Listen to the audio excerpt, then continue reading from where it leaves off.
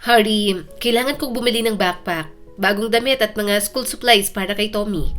Malapit nang magsimula ang klase. Wika niya pa habang hinahatak palayo sa TV ang asawa.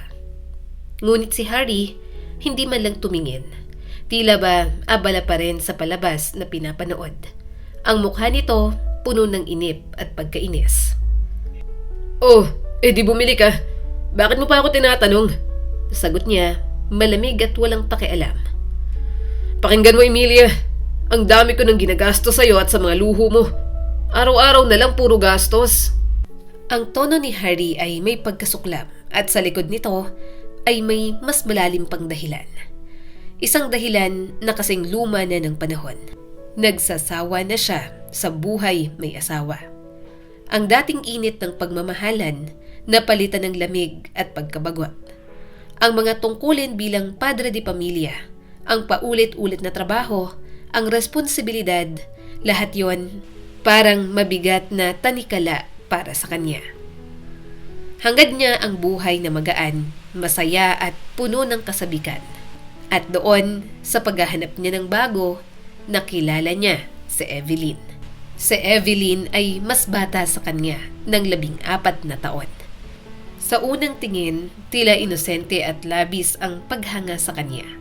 Ngunit sa likod ng kanyang mga ngiti, may nakatagong kalkulasyon at tusong pag-iisip. Sa edad na 22, si Evelyn ay sanay na sa pakikipagsapalaran. Lumaki siyang panganay sa isang mahirap na pamilya. Kaya maaga niyang natutunan na walang tutulong sa'yo kundi sarili mo. Evelyn, bumalik ka rito! Wala kang mararating sa kapapanaginip mo ng mga mayayaman, sabi ng ina ni Evelyn.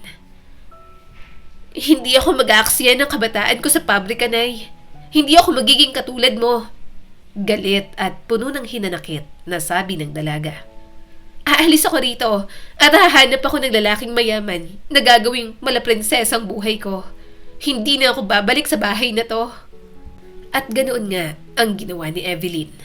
Sa edad na 18, isinilid niya sa lumang sports bag ang kakaunting damit na pag-aari at naglakad patungo sa lungsod. Wala siyang alam kung ano ang naghihintay sa kanya roon. Ngunit isang bagay ang sigurado. Handa siyang gawin ang lahat para umasenso. Sa Maynila, nakahanap siya ng trabaho bilang administrator sa isang fitness club. Sa una, simpleng buhay lang, maliit na inuupahang kwarto, instant noodles sa gabi, at pangarap na minsan ay tila abot kamay. Isang araw sa fitness club, dumating ang grupo ng mga babae mula sa opisina sa itaas na gusali. Naka-leggings, may bitbit na yoga mats, at halatang mga sanay sa tsismisan bago mag-ehersisyo. Habang nag-aayos ng reception desk si Evelyn, narinig niya ang usapan ng mga ito. At sa mga salitang yon, magsisimula ang kanyang plano. Sinasabi ko sa inyo, nagpakasal lang si Harry kasi nabuntis yung babae, sabi ng isa. Totoo yan. Kung titingnan mo yung anak, hindi naman kamukha ng tatay. Si Harry, gwapo, maputi. Maganda yung buhok, itim na itim. Tapos, ang ganda pa ng mata, kulay brown. Tapos yung bata. Diyos ko, bakit ganun? Kulot at may peka sa muka. At yung asawa niya, hindi naman din ganun kaganda. Ewan ko nga kung anong nakita ni Harry doon. Mas matanda pa yata ng ilang taon sa kanya. Sabi pa ng isa. Nako, kailangan niya ng mas bata. Kapag nagkaroon niya ng bagong karelasyon na batang-bata, sigurado, lalo siyang gagwapo. Lalo na't may pera at posisyon pa siya. Nang-aasar na sabi ng babae. Natawa naman ang kasama nito. Nakita niyo ba kung paano siya tumingin sa bagong secretary? Aba, parang may part 2 na yung telenovela nila. Kaya mga babae, umupo na at maghanda ng popcorn. Nagtawanan ang grupo at lumabas ng club. Pero si Evelyn, hindi na nakalimot sa narinig. Ang pangalan na yon, Harry. May asawa, may pera, may kapangyarihan. At ngayon, alam niya kung paano siya makakalapit. Isang aksidenteng pagkikita ang kailangan lamang. At yon ay madaling madiskartihan ni Evelyn. Pasensya na po, sabi ni Evelyn, kunwaring nagulat. napahawak sa dibdib at biglang tumulo ang mga luha. Nagulat naman si Hardy, ngunit mahinahon. Aba miss, okay ka lang ba? Bakit ka umiiyak? May nakaaway ka ba? Humikbi si Evelyn. Iniwan ako ng boyfriend ko sa mismong birthday ko. Napatitig si Hardy sa kanya. Ang mga mata nito na kulay brown ay biglang lumambot. Ano klaseng lalaki ang makakagawa nun? Sa ganda mong yan? Ngumiti si Hardy. Alam mo ba, krimen yung umiiyak sa birthday mo. Halika, ako na lang ang babawi sa pagkakamali ng iba. Tayo na, i-celebrate natin. Kunwaring nag-aatubili si Evelyn. Nako, hindi na po kailangan. Nakakahiya naman. Ngunit hinawakan ni Hardy ang siko niya. Marahan, ngunit tiyak. At bago pa siya makatanggi, magkasabay na silang pumasok sa isang cafe sa kanto. Sa mga sumunod na oras, ginamit ni Evelyn ang lahat ng kanyang armas. Ang tamang titig, ang mga malambing na salita, at ang ngiti na kayang magpabagsak ng kahit na sinong lalaki. Hindi nagtagal, si Hardy, ang lalaking dati ay tapat na asawa at ama, tuluyan ang bumagsak sa bitag ni Evelyn. At mula noon, sa loob ng 6 na buwan, hindi na kayang tingnan ni Hardy ang kanyang asawa na walang inis o galit sa dibdib. Habang papalabas sila mula sa cafe, si Evelyn ay hindi pa rin tumitigil sa paghahasik ng lason. At isang araw, sa gitna ng kanilang lihim na ugnayan, nagsimula ang tunay niyang laro. Ang unti-unting pagwasak sa tiwala ni Hardy sa asawa nito na si Emilia. Hardy, nakita kong asawa mo kahapon. Mapanuksong ngiti na sabi ni Evelyn. Kasama yung anak nyo? Pero teka, bakit parang hindi kamukha ng kahit sino sa inyo yung bata? Sabi ni Evelyn habang nilalaro ang buhok at bahagyang pinipilit ang mga labi sa pilyang ngiti. Naniga si Hardy. Parang biglang bumalik sa kanya ang tanong na minsan niyang itinago sa ilalim ng konsensya. Ang tanong na yon, unang sumagi sa isip niya nung araw na inuwi niya si Emilia at ang sanggol mula sa ospital. Emilia, bakit ganito ang buhok ng anak natin? Bakit kulot? Naguguluhang tanong ni Hardy noon. Hardy, yan ang lahi ng lolo ko, si Lolo Jose. Ganyan, kulot na kulot ang buhok at maraming peka sa mukha. Naman na lang ng anak natin, mahal. Huwag ka nang mag-alala. Malambing, ngunit pagod na sabi ni Emilia. At naniwala siya noon, hindi na niya muling pinag-isipan. Ngunit minsan, sa tahimik na hapunan o habang nakatingin sa anak, napapansin pa rin niya ang mga matang tila hindi sa kanya. Sinabi niya, mana raw sa lolo niya. Mahina at halos pabulong na sagot ni Hardy kay Evelyn. Ano pa nga bang sasabihin niya? Ikaw na nga lang ang pinakamabait, gwapo at matinong lalaki. Kung ako rin ang nasa kalagayan niya, ipipilit ko rin na ikaw ang ama. Mahinang tawa ni Evelyn habang unti-unting nilalapit ang mukha. Pero paano kung mali ka? Paano kung ilang taon ka nang nag-aalaga ng anak ng ibang lalaki? Mapanuksong sabi pa nito. Lumapit siya kay Hardy, idinikit ang katawan at bumulong pa ng mas masakit. Ang mga tao, baka pagtawanan ka balang araw sa kabaitan mo. Kung ako ang asawa mo, hindi mo kailanman iisiping niloloko kita. Ang malamig niyang mga daliri ay dahan-dahang dumulas sa ilalim ng kamiseta ni Hardy. At mula ron, tuluyang nagdilim ang isip ng lalaki. Kinabukasan, habang nakatingin siya kay Emilia na nagluluto sa kusina, biglang sumiklab muli ang galit sa kanyang dibdib. Ang layo niya kay Evelyn, bulong niya sa sarili. Paulit-ulit lang. Tanong kung anong ulam, kung anong kakainin. Ayoko na sa buhay na ganito. Habang wala si Emilia at si Tommy sa bahay, dinala ni Hardy si Evelyn doon. Ang apartment ay nakapangalan sa kanya. Si Emilia ay lumipat doon bilang asawa, kaya sa isip niya, wala itong karapatan. Ngunit sa gitna ng kanilang pagkakasala, biglang bumukas ang pinto. Hardy, nandito na kami ni Tommy. Nakangiting sabi ni Emilia at bit-bit ang grocery. Ngunit nang makita niya ang eksena sa harap niya, ang isang babae sa kanilang sala at ang asawa niyang tila nataranta. Ang ngiti sa kanyang labi ay nanigas. Tommy anak, pumasok ka muna sa kwarto ha.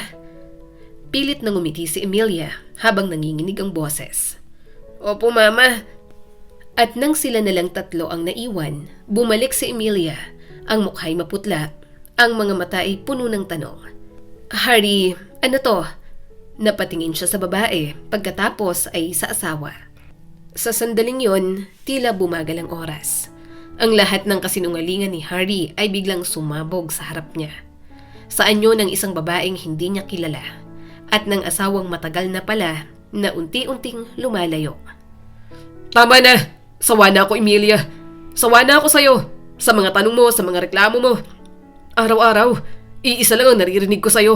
Pera, pera, pera. Naiiyak na si Emilia pero sinikap na maging matatag. Harry, hindi ako humihingi ng kahit ano para sa sarili ko. Lahat ng ginagawa ko, lahat ng hinihingi ko, para sa anak natin.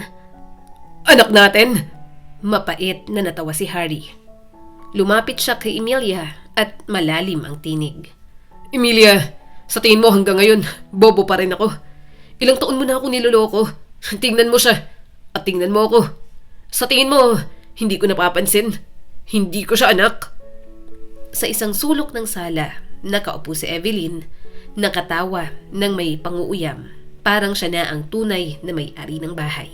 Hindi mo na kailangan magpaliwanag pa, Harry. Walang dapat sayangin sa ganitong babae. Tama ka. Mas mabuting tapusin mo na. Mapanuksong sabi ni Evelyn. Tumaas ang kilay nito, sabay tawa ng bahagya. Mula ngayon, wala ka nang makukuha kahit 5 duling sa akin. Lumayas ka sa bahay ko, Emilia. Isama mo ang anak mo. Ha? Anong sinasabi mo, Harry? Saan mo kami gustong pumunta? Tanong ni Emilia. San pa ba? Di sa totoo niyang ama. O kung gusto mo, humanap ka ulit ng lalaking maluloko mo para tustusan ka. Wala akong pakialam. Galit na sabi nito. Parang sumabog ang mundo ni Emilia. Ang bawat salita ni Harry ay parang matalim na kutsilyo na bumaon sa kanyang dibdib. Maaari niyang patawarin ang pagtataksil, ang panlalamig, ang pangungutya. Pero ang itakwil ang anak nilang si Tommy, yon ang hindi niya kayang tanggapin. Tommy, anak, mag-impake ka. Aalis tayo. Marahang sabi ni Emilia habang nanginginig ang tinig. Aalis po tayo, Mama. Saan po tayo pupunta? Takot na tanong ng bata. Hindi sumagot si Emilia. Ang mga kamay niya ay nanginginig habang pinupuno ng damit at laruan ang malaking travel bag. Ang mga matay namumugto, ngunit pinipilit pa ring maging matatag para sa anak. Naglakad sila sa ilalim ng maulap na langit, bitbit ang mabigat na bag, ang mga luha at ang sakit ng pagtakwil. Walang direksyon, walang plano, tanging instinct na lumayo sa lugar ng kahihiyan. Ma, saan po ba talaga tayo pupunta? Hindi ko alam, anak. At sa di nila namamalayan, napunta sila sa parke malapit sa ospital ng lungsod. Doon sa isang lumang bangko sa ilalim ng punong kahoy, naupo si Emilia. Sa wakas, naramdaman niyang bumigay ang lahat ng lakas sa katawan niya. Ang mga kamay niya humihigpit sa bag at ang luhay tuluyang pumatak. Gabi na at malamig ang hangin sa parke. Nakatulog na si Tommy sa tabi ng kanyang ina, nakasandal sa mga binti nito, habang si Emilia tahimik na umiiyak. Wala siyang perang pambayad ng renta. Hindi pa niya natatanggap ang sweldo sa trabaho at kahit dumating pa yon, hindi sapat para makahanap ng matinong tirahan. Ang bawat paghikbi niya ay tinatangay ng hangin. Ang mundo niya'y bumabagsak sa isang iglap. Sa kabilang dako ng lungsod, lumabas si Victor mula sa opisina ng doktor. Matamlay, mabigat ang hakbang at puno ng takot. Victor Mendoza, isang lalaking sanay sa tagumpay, sa disiplina at sa plano. Ngunit ngayong araw, wala siyang plano para sa katotohanang ibinigay sa kanya. Mr. Mendoza, may nakita kaming tumor sa inyong utak. Kailangan agad ng gamutan. Hindi ko po may papangako kung gaano pa kahaba ang panahon ninyo. Kalmadong sabi ng doktor. Tumahimik si Victor, hindi siya makapaniwala. Isang iglap at parang nawala ang lahat ng halaga sa mundo. Ang kanyang negosyo, bahay, mga sasakyan. Ano nga ba ang silbi ng lahat kung nalalapit na ang wakas? Paglabas niya ng klinik, nanlalabo ang kanyang paningin. Ang ulo niya'y sumasakit, ang palad niya'y malamig at pawisan. Pull yourself together, you idiot. Hindi pa ngayon, hindi dito matatapos. Mahinang sabi niya sa sarili. Dahan-dahan siyang bumaba sa hagdan at nagtungo sa kotse. Bago siya pumasok, napansin niya ang mag-ina malapit sa parke. Isang babae, nakayuko at humahagulgol. Sa tabi niya, isang batang lalaki na mahimbing nang natutulog sa binti ng ina. Hindi niya alam kung bakit pero may kung anong humila sa kanya papalapit. Pasensya na miss, may tutulong ba ako sa inyo? Mahinahon at magalang na sabi ni Victor. Pasensya na po. Nahihiyang sabi ni Emilia. Hindi ko po ibig na istorbohin kayo. Tumalikod siya at pinunasan ang luha sa pisngi. Hindi ako basta nakikialam. Pero halata ko may problema kayo. Baka sakaling may magawa kong tulong kahit papano. Tahimik muna si Emilia. Ngunit napansin ni Victor ang pamumula ng mga mata nito. Ang takot, ang pagod, hanggang sa tuluyang bumigay ang kanyang boses. Pinaalis kami sa bahay. Ako at ang anak ko. Humagulgol na si Emilia. Pinaalis? Bakit naman? Gulat na tanong ni Victor. May dinala siyang ibang babae. Sinabi niyang hindi niya anak si Tommy. Pinagtabuyan kami. Wala akong dalang kahit ano, ni kaunting pera man lang. Hindi ko rin alam kung saan pupunta. Wala akong pamilya rito. At ang kaibigan kong dati kong tinutuluyan, nagbakasyon pa sa probinsya. Wala kaming matitirahan. Puno ng sakit na sabi ni Emilia. Hindi nakapagsalita si Victor. Tinitigan niya ang mag-ina. Ang bata, nakapikit na sa pagod. Ang ina, humahagulgol habang pinipilit magpakatatag. At sa loob ng kanyang dibdib, may kumislot na awa at koneksyon. Isang damdamin na matagal nang hindi niya naramdaman. Tahimik muna si Emilia matapos ang kanyang pagkukwento. Ngunit nang tingnan niya si Victor, biglang nagbago ang kanyang damdamin. Ang unay pag-aalinlangan, ngunit nang mapansin niya ang kulay ng balat nito, maputla, at ang mga mata nitong pula, namamaga, at may butil-butil na pawis sa sentido.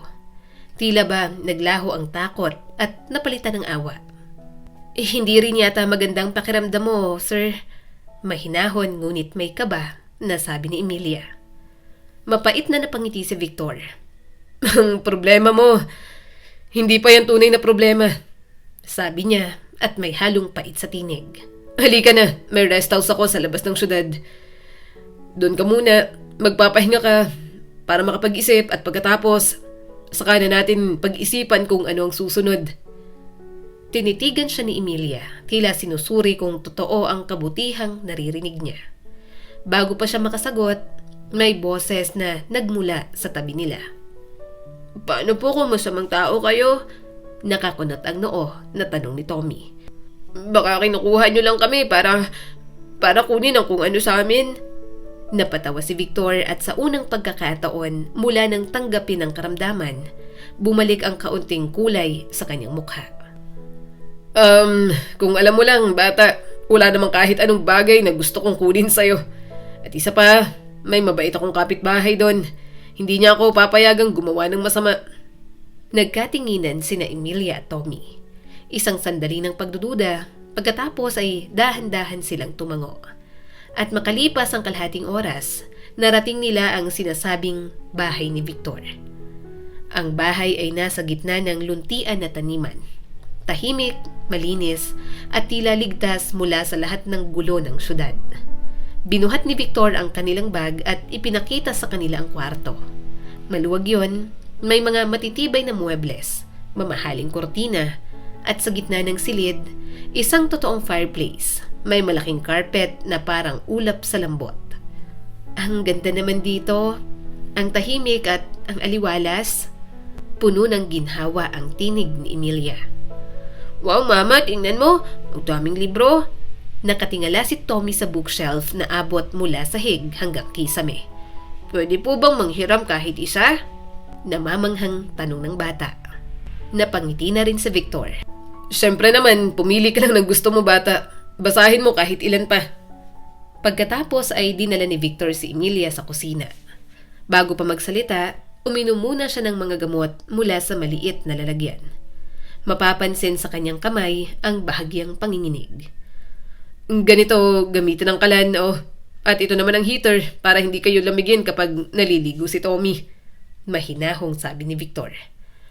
Maraming salamat, Victor. Hindi ko alam kung paano ko mababayaran ang kabutihan mo. Huwag mo na akong pasalamatan. Wala yon, sabi ni Victor at agad na umiwas ng tingin. Pagkatapos ay iniwan niya silang mag-ina sa kusina habang dahan-dahang humahakbang paalis, pilit na tinatago ang pagod at sakit sa kanyang ulo. At doon, habang pinagmamasdan ni Emilia ang mabuting lalaking yon na papalayo, may kakaibang damdaming tumubo sa kanyang puso. Isang paghanga, isang pasasalamat, at marahil isang bagong simula. Ilang minuto pagkatapos umalis ni Victor, napansin ni Emilia ang isang folder na naiwan sa hallway. May pangalan doon sa gilid. Victor Mendoza? Marahil akala niya, yun ay mga dokumento ng bahay o mga papeles sa negosyo. Ngunit nang tuksohin siya ng kuryosidad, napabukas siya ng dahan-dahan. At doon, bumungad ang laman. Mga resultang medikal, mga larawan ng CT scan, at makapal na pahina ng mga laboratory reports. Nakita niya ang petsa ng kapanganakan. 42 taong gulang. At bawat pahina ay tila nagkukwento ng sakit na matagal nang tinatago ng may-ari. Magandang hapon. Ako nga pala si Cora, kapitbahay ninyo. Pinapunta ako ni Victor para kamustahin kayo at baka may kailangan kayo. Malambing na sabi ng kapitbahay. Umaga na at nakaalis na si Victor. Salamat po. Kababalik lang din namin. Mabuti po at dumaan kayo. Magalang na sabi ni Emilia.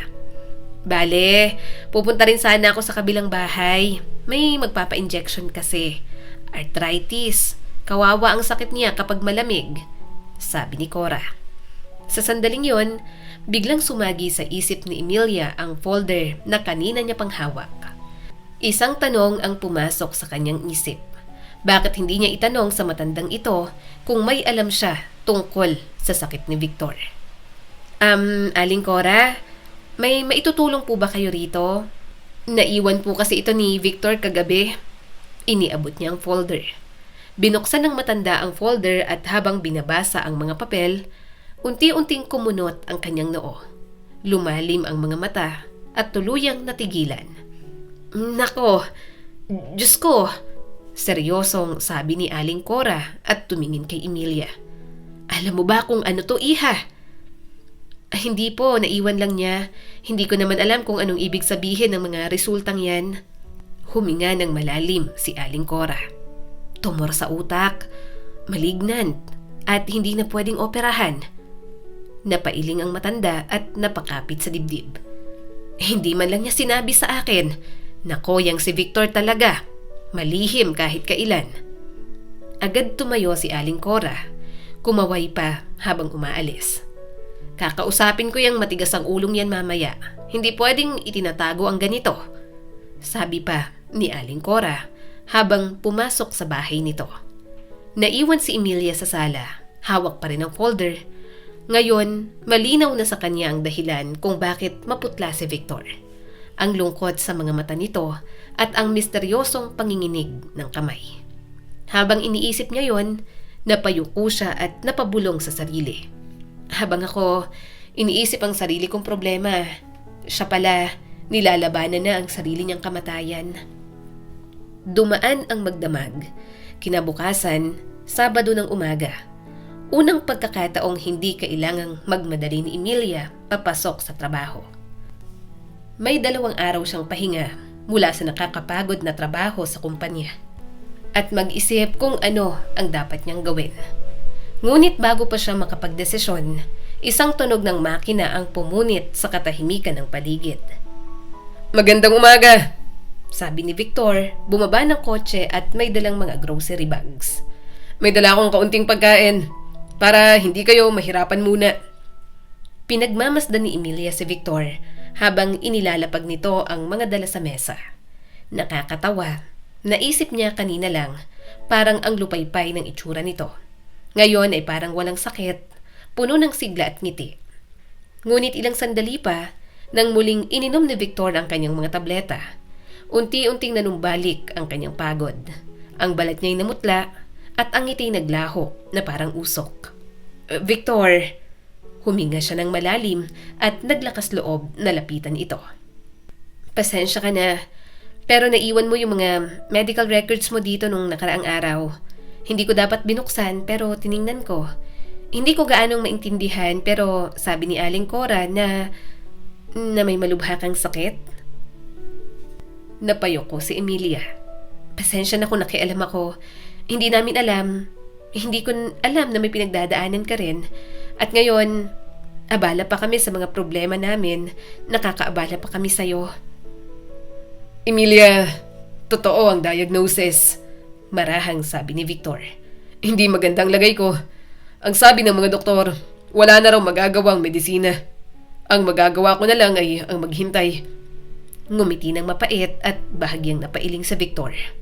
"Kaya habang may lakas pa ako, hayaan mong tulungan kita." Natigilan si Emilia. Hindi niya akalaing ganito kabigat ang katotohanan. "Victor, sigurado ka ba? Wala ka bang ibang paraan? Baka may ibang doktor na mas makakatulong." Mahinahon, ngunit puno ng pag-asa na sabi ni Emilia. "Wala na akong dahilan para pagdudahan ng doktor ko. Matagal na naming kilalang pamilya ko. 3 taon na niya kaming inaalagaan. Siya rin ang pinilit ng asawa kong maging family doctor namin. Convenient daw. Hindi na kailangan pumila o magpa-schedule." Pilit ang ngiti na sabi pa ni Victor. Ngunit habang nagsasalita si Victor, unti-unting nagbago ang kanyang mukha. Ang kanyang dibdib ay mabilis na bumibilis ang pagtaas-baba. Ang kanyang mga mata ay tila lumabo at ang tinig ay nauupos sa bawat salita. "Victor, ayos ka lang ba?" Lumapit si Emilia at pilit na inaabot ang noo ng lalaki. "Victor! Diyos ko!" Biglang namutla si Victor at dahan-dahang tumagilid sa upuan bago tuluyang bumagsak sa sahig. Hinawakan ni Emilia ang kanyang ulo, nanginginig sa takot habang tinatawagan ang ambulansya. 15 minuto ang lumipas bago dumating ang mga paramedic. Agad nilang dinala si Victor papuntang ospital, habang si Emilia ay naiwan sa bahay, nakatingin sa mesa at doon lamang niya napansin ang folder ng medical history na naiwan doon. "Nako, nakalimutan kong ibigay sa kanila. Ano bang iniisip ko?" Hinampas niya ang noo. Binuksan niya ito ng maingat at habang tinitingnan ang mga pahina, napansin niya ang pangalan ng doktor. Dr. Carlos Rivera. Mabilis niyang hinanap sa internet ang clinic address nito. "Bakit ako nag-aalala? Na-diagnose na siya. Sigurado namang alam ng asawa niya at ginagawa niya ang lahat." Pabulong na sabi ni Emilia. "Pero, hindi ko alam. May kutob ako. Kailangan makausap ko ang doktor na yon." Bago umalis, sinabihan niya si Aling Cora na bantayan muna si Tommy. "Aba, oo naman. Matagal na rin akong hindi nakakasama ng bata. Ang mga apo ko bihira na akong dalawin. Abay, masaya akong makikipagkwentuhan kay Tommy," masiglang sabi ng matanda. Pagdating sa klinik, umupo si Emilia sa waiting area. Tahimik siya nagmamasid habang hinihintay si Dr. Rivera. Maya-maya, napalingon siya sa isang babae na kararating lang. Magara ang suot, naka-heels, at nakadamit na halatang mamahalin. Halatang sanay na sa atensyon. Mabilis na nagtanong ito sa receptionist at pagkatapos ay nagsimulang maglakad-lakad sa hallway, halatang balisa. "Stephanie, anong ginagawa mo rito?" Tanong ng doktor na sumalubong rito. "Carlos, kailangan nating mag-usap. Pero hindi rito sa hallway." Matalim, ngunit kontrolado ang boses na sabi ng babae. Hinawakan niya ang braso ng doktor at hinila ito papasok sa opisina. Ang parehong opisina kung saan nakaupo si Emilia sa labas. Pagpasok nila, sumulyap ang nurse, ngumiti ng may halong panunuya kay Emilia. At saka umalis nang hindi man lang isinara ang pinto. Dahil dito, malinaw na narinig ni Emilia ang usapan ng dalawang estranghero sa loob. Mula sa bahagyang nakasiwang na pinto, tahimik siyang nakikinig. Ang mga salitang maririnig niya sa loob ng opisina ay magpapabago sa lahat ng alam niya tungkol kay Victor. Carlos, dinala sa ospital ang asawa ko. Bumagsak daw siya sa rest house. Tinawagan ako ng kapitbahay. Pero hindi ko mahanap ang folder ng medical record sa bahay. Paano kung dinala niya yon? At nakita nila sa ospital? Balisa na sabi ni Stephanie. Stephanie, huwag kang magpanik agad. Mahinahon na sabi ng doktor na si Carlos. Bakit naman niya dadalhin yun? At kung sakaling dumating sila dito, ayos lang. Heto, tingnan mo. Narito ang mga tunay na papeles. Ang totoong diagnosis. Walang makakahalata na dalawang folder. Isang nakabibinging katahimikan ang sumunod. Sa labas ng pinto, nanigas si Emilia. Ramdam niya ang malamig na kilabot na gumapang sa kanyang tiyan. Dalawang folder? Tunay na diagnosis? At kasinungalingan? Dahan-dahan siyang lumapit at sumilip sa maliit na siwang ng pinto. At ang nakita niya ay lalong nagpayanig sa kanyang loob. Sa tabi ng bintana, magkahawak at magkahalikan ng marubdob si Stephanie at Carlos. Hindi niya namalayan na may mga matang nakamasid sa kanila.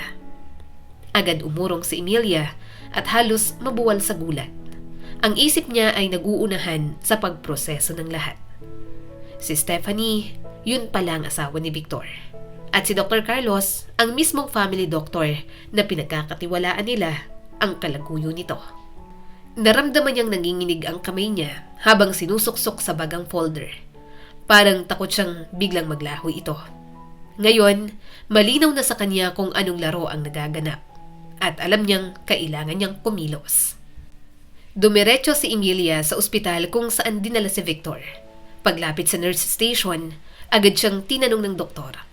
Sino po sila sa pasyente? Profesional na tanong nito. Ako po ang kapatid niya. Diretsong sagot ni Emilia. Tiningnan siya ng doktor nang may pagtataka, ngunit tinanggap ang sagot. Ang kapatid niyo ay nakaranas ng matinding intoxication. Nakakita kami ng ilang gamot sa katawan niya, pero hindi malinaw kung bakit ganun karami ang nainom. Based sa MRI, maayos ang kanyang utak. Wala kaming makitang palatandaan ng tumor. Ha? Pero sinabi niya sa akin na may malignant brain tumor siya. Gulat at halos hindi makapaniwala na sabi ni Emilia. Sino ang nagsabi sa kanya niyan? Nagtatakang tanong ng doktor. Ang family doctor daw nila? Binuksan niya ang bag at inilabas ang folder. May kopya po ako ng mga test result na iniwan niya sa bahay. Tiningnan ng doktor si Emilia at marahang binasa ang laman ng folder. Habang lumilipas ang mga segundo, lumalalim ang kunot ng kanyang noo. Hindi ko maintindihan ito. Napakamot sa baba ang doktor. Kung pagbabasehan ang mga resultang ito, ang pasyente ay dapat halos 70 taong gulang na. At oo, may tumor nga pero hindi ito ang bungo ni Victor. Diyos ko, ibig sabihin, pineki nilang lahat? Namumutlang tanong ni Emilia. Ipinaliwanag ni Emilia ang lahat ng kanyang narinig sa klinik. Ang usapan ni Stephanie at Carlos. Ang halik na nakita niya at ang dalawang magkaibang folder na naglalaman ng kasinungalingan. Habang nagkikwento siya, tahimik lang ang doktor hanggang sa tumingin ito ng seryoso. Salamat, miss. Dahil kung hindi mo to sinabi, baka hindi namin nalaman ng totoo. Mabuti at naagapan siya. Nilalason siya sa pamamagitan ng gamot na inireseta ng sarili niyang family doctor. Makalipas ang 1 linggo, nagising si Victor. Parang unti-unting naglalaho ang ulap sa kanyang isip. Nang tuluyan siyang makabawi ng malay, ang una niyang nakita ay ang kisame ng ospital at ang IV drip sa tabi niya. Paglingon niya, nakita niya si Emilia sa may pinto at isang pulis na nakaupo sa tabi ng kama.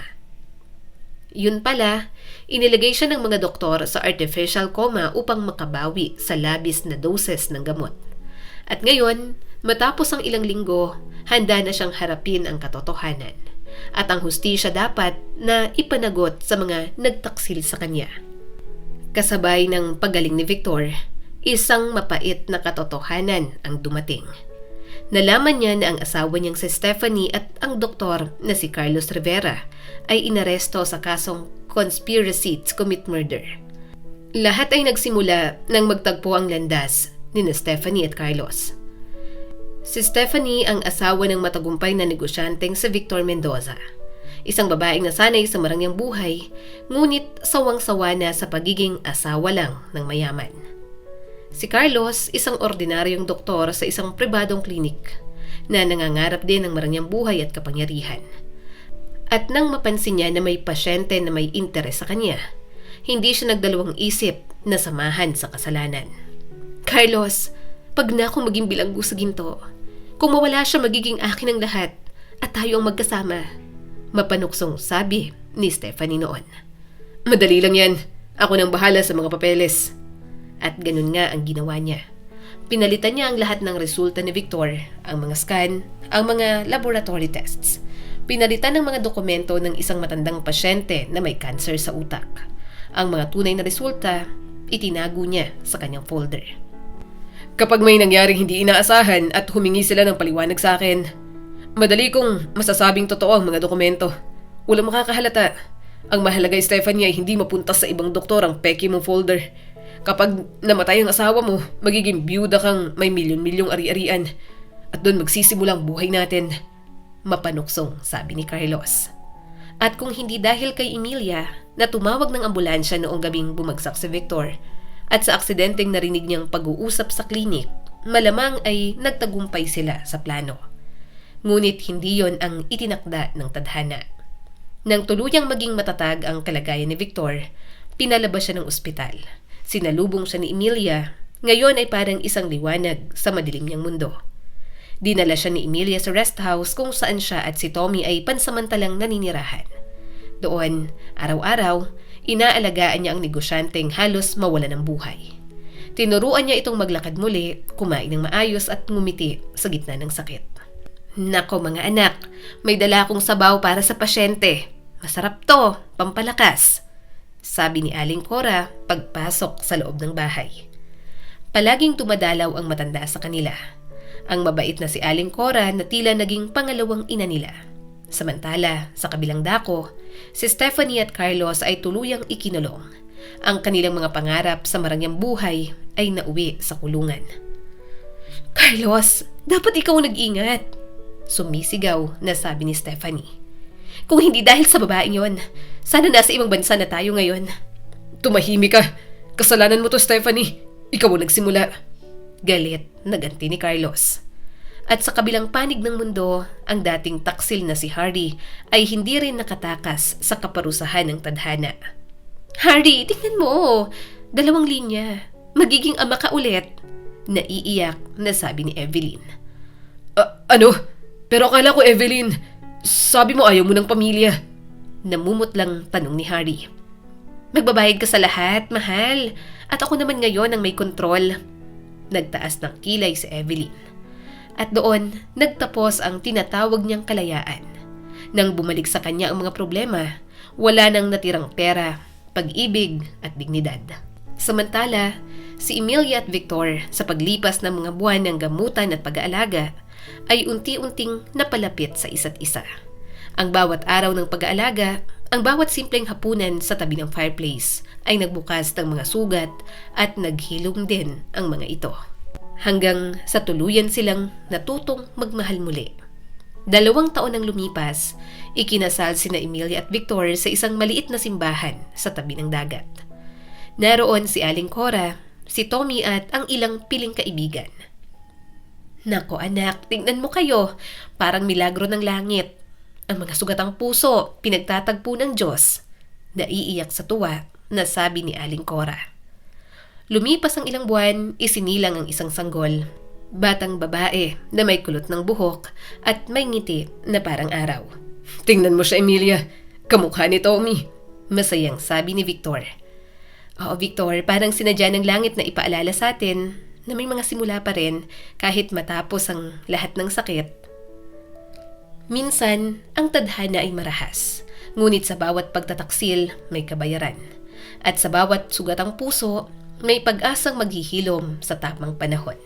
Dahil ang tunay na pagmamahal, hindi kailanman dumarating sa mga taong mapanlinlang, kundi sa mga pusong marunong umintindi, magpatawad at muling magmahal.